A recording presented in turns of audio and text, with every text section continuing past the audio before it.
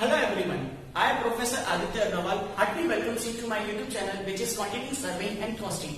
ठीक है बेटा, अब क्वांटिटी सर्विंग एंड कॉस्टिंग एक बहुत बड़ी टर्म है. अगर मैं इसको एक बड़ी टर्म को छोटे से कन्वर्ट करूं तो इसको मैं नाम दूंगा estimation. What do you mean by the term estimation? Estimation को अगर हम हिंदी में डिफाइन करें तो एस्टिमेशन को हम कह सकते हैं अनुमान. अब क्या होता है, जितने भी कंस्ट्रक्शन प्रोजेक्ट्स रहते हैं उसके लिए आपको एक एस्टिमेशन निकालना पड़ता है. एस्टिमेशन मतलब आपको एक अनुमान लगाना होता है कि आपको उसके अंदर कितना मटेरियल लगेगा, आपको उसके अंदर कितनी लेबर्स लगेगी, आपको उसके अंदर कितना फाइनेंशियली अमाउंट लगेगा. मीन्स व्हाट, आपको क्या करना है, आपको एस्टिमेशन बनाने के लिए ये सारी चीजें कैलकुलेट करना होगी. क्यों? क्योंकि जब तक आपको ये नहीं पता होगा कि आपके कंस्ट्रक्शन में पैसा कितना लगना है, आपके कंस्ट्रक्शन में मटेरियल कितना लगना है, तब तक आप उस चीज को प्योरली आइडेंटिफाई नहीं कर सकते. तो हमको क्या करना होगा, उस चीज के अंदर अनुमान निकालना होगा. तो हम क्या करते हैं, एक एस्टिमेशन लगाते हैं. एस्टिमेशन एक प्रोबेबल कॉस्ट निकालते हैं. अब अगर अपन इसको डिफाइन करें estimation, so estimation is defined as the probable cost of any construction work. Probable cost means it is an approximate cost of any construction work which is carried out before the construction occurs. मतलब हमको estimation कब बनाना है, हमको estimation तब बनाना है जब हमारा construction start नहीं हुआ हो, उसके पहले हमको एस्टिमेशन बनाना है. बट एस्टिमेशन बनाने के लिए आपको ड्राइंग्स कंप्लीटली चाहिए. ड्राइंग्स में क्या क्या आएगा, आपके पास प्लान आ जाएगा, आपके पास सेक्शन आ जाएगा, आपके पास एलिवेशन आ जाएगा. जैसे ही आपको पूरी ड्राइंग्स मिल सकती है तो वैसे ही आप अपना कंस्ट्रक्शन में एस्टिमेशन बनाना स्टार्ट कर सकते हैं. अब अगर मैं आपसे बात करता हूं कि why there is a need for an estimation, estimation बनाना क्यों जरूरी है.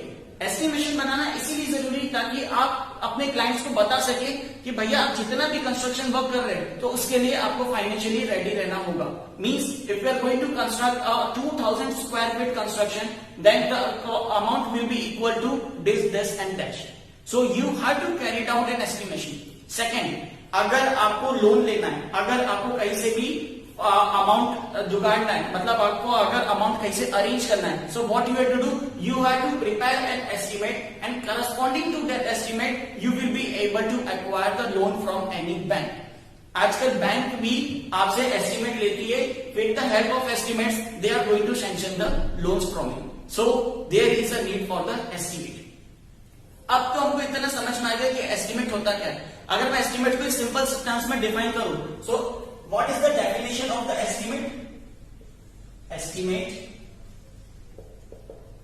it is defined as the probable or approximate cost of any construction work which is carried out before the start of construction. ये थी हमारी definition. मतलब जो हमने अभी समझा, ये क्या है, प्रोबेबल कॉस्ट है, एक अप्रोक्सीमेट कॉस्ट है जो कि हमको पहले बनानी होगी किसी भी कंस्ट्रक्शन स्टार्ट होने के पहले. अब हम बात करते हैं कि एस्टिमेशन बनाने के लिए हमको चाहिए क्या क्या. जैसे अपन ने अभी डिस्कस करा, हमको जो भी एस्टिमेशन बनाना है उसकी ड्रॉइंग के लिए हमको सबसे पहले सेक्शन चाहिए, उसका हमको प्लान चाहिए, और अगर हम एलिवेशन भी उसमें इंक्लूड करना चाह रहे हैं तो मुझे उसका एलिवेशन भी चाहिए. Means what I just need, I just need the entire drawing and all technical specification. I just need it.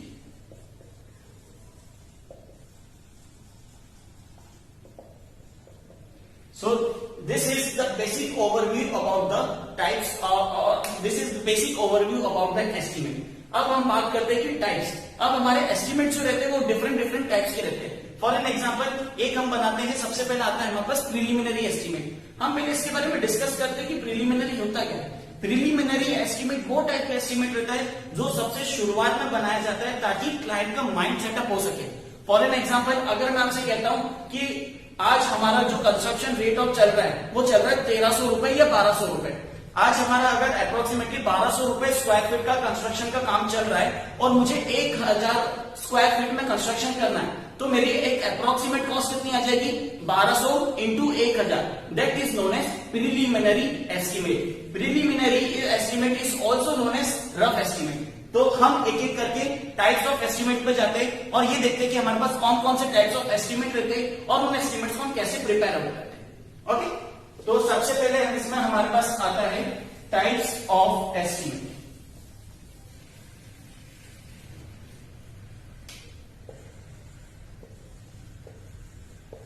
Types of estimate, जैसे कि अपन ने अभी डिस्कस करा कि टाइप्स ऑफ एस्टिमेट में सबसे पहले मेरे पास जो आएगा उसे मैं नाम लूंगा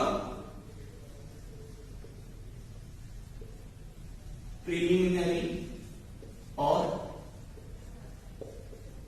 अप्रोक्स और रफ एस्टिमेट। हाँ, प्रिलिमिनरी क्या होता है? It is the very first stage of estimate. ये सबसे पहला स्टेज आता है एस्टिमेट का, जब भी हम एस्टिमेट बनाते और एक क्लाइंट का माइंड सेटअप करवाते हैं। क्लाइंट का माइंड सेटअप कैसे? हम एक प्रोबेबल कॉस्ट बता देते हैं, एक अप्रोक्सीमेट अंदाजा लगा के बता देते हैं कि अगर आपका 1000 स्क्वायर फीट का काम करना है और आपका 1200 रुपए का रेट चल रहा है, तो आपको एक अप्रोक्सीमेटली इतना काम लगेगा, इतना पैसा लगेगा। बट ये कॉस्ट जो आती है ये सिर्फ कंस्ट्रक्शन की कॉस्ट आती है, इसमें आपका फर्नीचर इंक्लूडेड नहीं रहता, इसमें आपका इंटीरियर इंक्लूडेड नहीं रहता। तो हम इसको अगर डिफाइन करें, if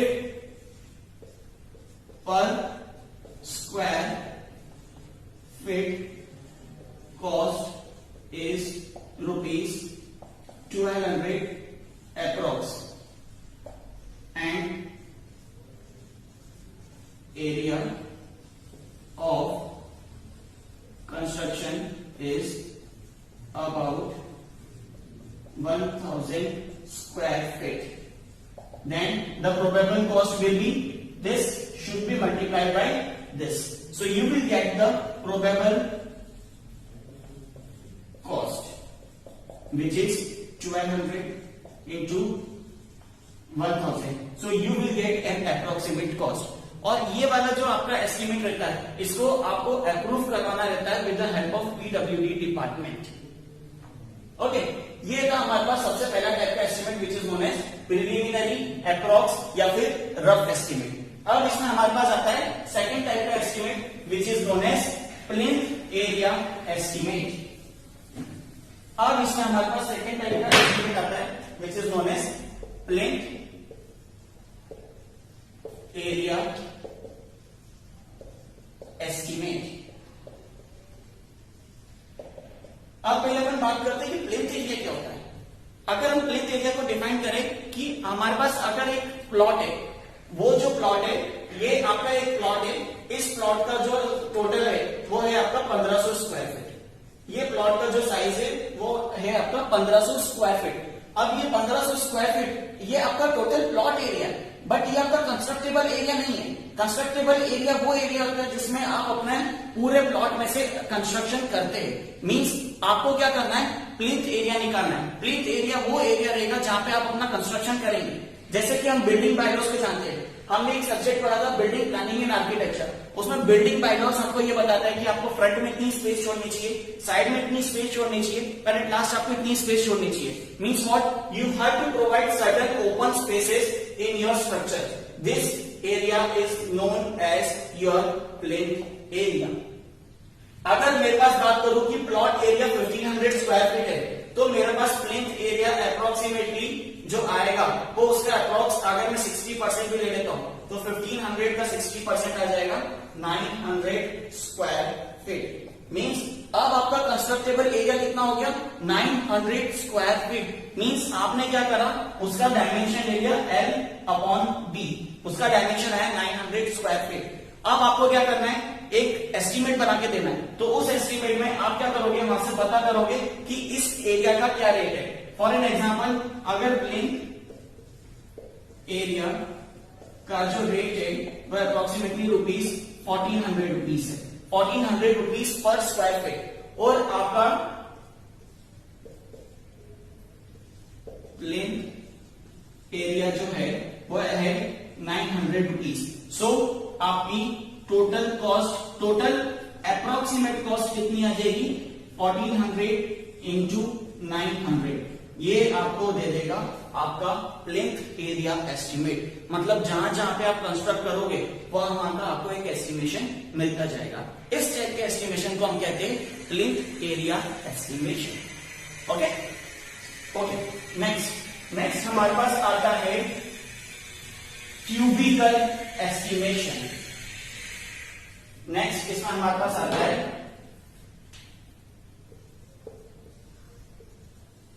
cube rate estimation. Cube rate estimation क्या होता है? हमने अभी प्लिंथ एरिया में बात करी थी। प्लिंथ एरिया में क्या हुआ था, मेरे पास जो भी प्लॉट था उसका मेरे पास डायमेंशन आया था L और B। मतलब ये जो डायमेंशन दिए थे, ये जो एस्टिमेट बना था वो आपको सिर्फ ग्राउंड फ्लोर का मिला था। बट ऐसा केस होता है जब आपका ये जो प्लॉट है इसमें आप 2, 3, 4, 5 या मल्टीपल फ्लोर्स कंस्ट्रक्ट करना चाहते हैं, तो उस मल्टीपल फ्लोर्स को कंस्ट्रक्ट करने के लिए आपका एक फैक्टर इंक्लूड हो जाता है which is known as height. तो उस केस में क्या होता है, मेरा ये जो डायमेंशन है L, B, H, तो मैं क्या करता हूं, यहाँ पे तीनों को कंसीडर करता हूं। तीनों को कैसे कंसीडर करते हैं? जैसे आपको 2 फ्लोर का एस्टिमेशन निकालना है तो आप क्या करोगे, ग्राउंड फ्लोर का लोगे और फर्स्ट फ्लोर का लोगे। मतलब कैसे, आपका जो प्लॉट साइज था, आपका जो प्लेन एरिया था, प्लेन एरिया हमने लास्ट में निकाला था 908 के लिए। अगर हमें को सेम एज इट इज उसके ऊपर कंस्ट्रक्ट करना है तो मेरा एरिया क्या होगा, 2 से मल्टीप्लाई हो जाएगा। अगर मुझे 3 फ्लोर कंस्ट्रक्ट करना है तो ये एरिया क्या होगा, 2 की जगह 3 से मल्टीप्लाई हो जाएगा। तो मेरा एरिया ऐसे बढ़ता जाएगा। Means what we are doing, we are just increasing the height of the structure. हम फ्लोर्स इंक्रीज करते जा रहे हैं और हमारा एस्टिमेशन निकलते जा रहा है। सो अभी तक हमने एक बार थोड़ा सा रिव्यू कर लेते हैं व्हाट वी हैव डन। हमने सबसे पहले पढ़ा था प्रिलिमिनरी एस्टिमेट। प्रिलिमिनरी एक रफ टाइप का एस्टिमेट रहेगा जिसमें हम एक सिर्फ अंदाजा निकालेंगे। ये कभी भी एक्यूरेट नहीं हो सकता। अंदाजा निकालने के बाद हम क्लाइंट को बताएंगे कि आपका एक इतना कॉस्ट आ सकता है, ठीक है। फिर सेकेंड अपन ने पढ़ा plinth area estimate. Plinth area estimate में अपन ने ये देखा कि हमारा कंस्ट्रक्टेबल एरिया कितना है। अब बहुत सारे क्लाइंट्स क्या होते हैं, वो क्या करते हैं 5000 स्क्वायर फीट का प्लॉट एरिया खरीद लेते, बट वो पूरे 5000 स्क्वायर फीट पे कंस्ट्रक्ट करना नहीं चाहते। वो क्या चाहते कि मैं इस 5000 में से सिर्फ 800 स्क्वायर फीट पे कंस्ट्रक्ट करूं। तो आपको क्या करना होगा, आपको 800 स्क्वायर फीट का प्लिंथ एरिया रेट से मल्टीप्लाई करना पड़ेगा ताकि आप उस चीज का एस्टिमेट निकाल सकें, ठीक है। फिर थर्ड हमने पढ़ा cube rate estimate. Cube rate estimate क्या रहता है, एक प्लिंथ एरिया टाइप का ही रहता है, बट इसके अंदर क्या होता है, एक हाइट फैक्टर इंक्लूड हो जाता है। Height factor means floors count हो जाती है। जितनी आपकी फ्लोर्स रहती जाएंगी उतना आप एरिया उसके अंदर मल्टीप्लाई करते जाओगे। सो हमने अभी 3 टाइप के एस्टिमेट पढ़े। फोर्थ हमारे पास आता है एक approximate quantity estimate.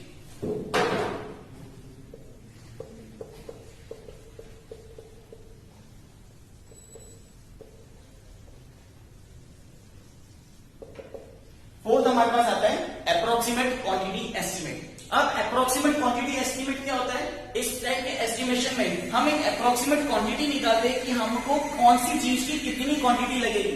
For an example, अगर मैं आपसे बात करूं मटेरियल्स की, तो एक मटेरियल मुझे कितना लगेगा। नॉर्मली हमारे जो कंस्ट्रक्शन वर्क रहता है उसके अंदर अपन निकालते हैं सीमेंट, सैंड, एग्रीगेट्स, इस टाइप के हमारे पास मटेरियल्स रहते हैं। तो हम क्या करते हैं, इसकी एक अप्रोक्सीमेट क्वांटिटी निकालते हैं। ये अप्रोक्सीमेट क्वांटिटी एस्टिमेट अपन रेट एनालिसिस के अंदर थोड़ा सा ज्यादा डिटेल में कंसीडर करेंगे। वहां पे आपको समझ में आएगा कि हम किसी भी चीज की क्वांटिटी निकालते हैं तो कौन कौन से फैक्टर्स हमारे लिए गवर्न करते हैं। तो जब हम रेट एनालिसिस का आपको वीडियो अपलोड करेंगे तब आपको ये चीजें उसमें और ज्यादा क्लियर होगी। फिर हमारे पास इसमें नेक्स्ट टाइप का एस्टिमेट आता है detailed estimate. That is one of the most type of estimate which is known as detailed estimate. Detailed estimate के अंदर आपके पास सारी चीजें आ जाएगी, मतलब आप किसी भी चीज की लेंथ कितनी ले रहे, आप किसी भी चीज की विड्थ कितनी ले रहे, आप किसी भी चीज की हाइट कितनी ले रहे, ये सारी चीजें आपके एस्टिमेशन के अंदर आएगी। मतलब अगर हम इसको थोड़ा सा मोटा मोटा देखें तो इसके अंदर क्या क्या आ जाएगा, आप खुदाई कितनी कर रहे हैं, आपके पास एक टर्म आ गई अर्थवर्क। फिर आप इसके अंदर कॉन्क्रीटिंग कितनी कर रहे हैं, आपके पास दूसरी टर्म आ गई कॉन्क्रीटिंग। तीसरी बात, आप जुड़ाई करते तो फर्स्ट क्लास ब्रिक वर्क आ गया। फिर डीपीसी की लेयर डालते हैं, फिर डोर्स वगैरह लेते हैं। तो ये सारी टेक्निकल चीजें जो आती है वो सब आती है डिटेल्ड एस्टीमेट के अंदर। तो हम क्या करेंगे, एक बिल्डिंग का एस्टीमेट बनाएंगे, और जब बिल्डिंग का एस्टीमेट बनाएंगे तो जितने भी सारे टेक्निकल स्पेसिफिकेशंस है वो सारी चीजें इसके अंदर देखेंगे और देखेंगे कि डिटेल्ड एस्टीमेट क्या देता है। डिटेल्ड एस्टीमेट के अंदर आपके पास सारी लेबर्स आ जाएगी, कॉन्ट्रैक्टर का प्रॉफिट आ जाएगा, पानी का चार्जेस आ जाएगा, बिजली का चार्जेस आ जाएगा, ये सारी चीजें आपके अंदर इसके अंदर आ जाएगी, which is known as detailed estimate. अब इसके बाद हमारे पास नेक्स्ट टाइप का एस्टीमेट आता है which is known as revised estimate. Our sixth type of estimate is known as revised estimate. अब होता क्या है, हम जो भी कंस्ट्रक्शन वर्क करने जा रहे हैं उसमें क्या रहता है, बहुत सी बार क्लाइंट का माइंड सेटअप चेंज होता जाता है।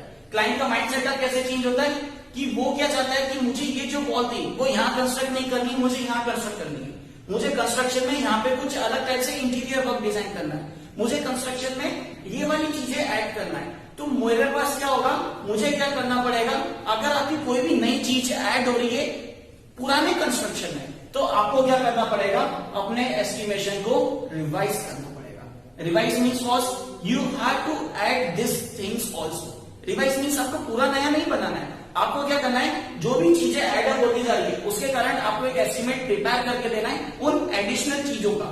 That type of estimation is known as revised estimation. Revised estimation is a type of estimation in which you have to include a new things which is done by the construction with the help of owner. ठीक है, अब इसके बाद हमारे पास आता है supplementary estimation. अब इसके बाद हमारे पास 7 टाइप का एस्टिमेशन आता है, सप्लीमेंट्री एस्टिमेशन। सप्लीमेंट्री एस्टिमेशन में क्या हुआ, जैसे अपन ने रिवाइज करा एस्टिमेशन को, कोई नई चीज आ गई तो अब मैंने क्या बोला कि सप्लीमेंट्री एस्टिमेशन तब लग रहा है जब मैंने पूरा कोई रूम ही नया बना लिया। मतलब मेरा शुरू में डिजाइनिंग पर्पस उसका काम नहीं था, मेरे को कोई रूम उसके अंदर इंक्लूड नहीं करना था, कोई फ्लोर कंस्ट्रक्ट नहीं करनी थी। बट हुआ क्या, अचानक से ये हुआ कि क्लाइंट ने आपको ये बोला कि आपको एक नया रूम कंस्ट्रक्ट करना है। नया रूम कंस्ट्रक्ट करने के लिए आपको एक और टाइप का उस फ्लोर का एस्टिमेशन बनाना रहेगा। That type of estimation is known as supplementary estimation. आया समझ में? So this is known as supplementary estimation. अब रिवाइज एस्टिमेशन में क्या डिफरेंस है, रिवाइज एस्टिमेशन में क्या करा था अपने, कुछ ही चीज इंक्लूड हुई थी और उसके कारण हमने एक नया एस्टिमेशन बनाया था। That type of estimation is known as revised estimation, and this type of estimation is known as supplementary estimation. Okay? अब हमारे पास इसमें 8th वाला estimation आता है, last second estimation, which is known as revised and supplementary estimation। मतलब अब क्या हो रहा है, हमने इस चीजों को रिवाइज भी करा है और सप्लीमेंट भी करा है। मतलब छोटे छोटे हमने मॉडिफिकेशंस भी करे हमारे कंस्ट्रक्शन के अंदर और बड़े बड़े मॉडिफिकेशंस भी करे। बड़े बड़े मॉडिफिकेशंस कैसे, जैसे मैंने क्या करा, क्लाइंट ने मुझे बोला कि भैया ये जो हमारी छत है, इस छत के ऊपर आपको क्या करना है, एक पेंट हाउस भी बनाना है। इस साथ ही साथ आपको पेंट हाउस बनाने के साथ आपको किचन वर्क भी बनाना है। तो ये चीजें किसके अंदर आ गई, सप्लीमेंट्री के अंदर। और फिर क्लाइंट ने आपको बोला कि मुझे ये रूम इस साइड नहीं चाहिए, ये बाथरूम इस साइड नहीं चाहिए, मुझे कोई दूसरी साइड चाहिए और कोई दूसरी साइड देखना है। तो इस टाइप के एस्टिमेशन को हम कहेंगे रिवाइज एंड सप्लीमेंट्री। नाम से समझ में आ रहा है, जिसके अंदर रिवीजन भी हो रहा है और जिसके अंदर सप्लीमेंट्री चीजें भी एडअप होती जा रही है। एक चीज आपको और ध्यान रखना है इसके अंदर, जब भी आप सप्लीमेंट्री एस्टिमेशन बनाएंगे तो आपको जहां से आपने सबसे पहले अपना अप्रूवल लिया था एस्टिमेशन का, वहां से आपको सप्लीमेंट्री एस्टिमेशन का भी अप्रूवल लेना होगा। मतलब आपको पब्लिक वर्क डिपार्टमेंट से जब आपने अप्रूवल लिया था अपने एस्टिमेशन का और आप उसके अंदर कोई नई चीजें ऐड कर रहे हैं तो आपको उस सप्लीमेंट्री चीजों का भी एस्टिमेशन बना के प्रिपेयर करके ऑथराइज करवाना होगा। ठीक है, अब इसमें हमारे पास एक लास्ट स्टेप का एस्टिमेशन आता है which is known as annual repair and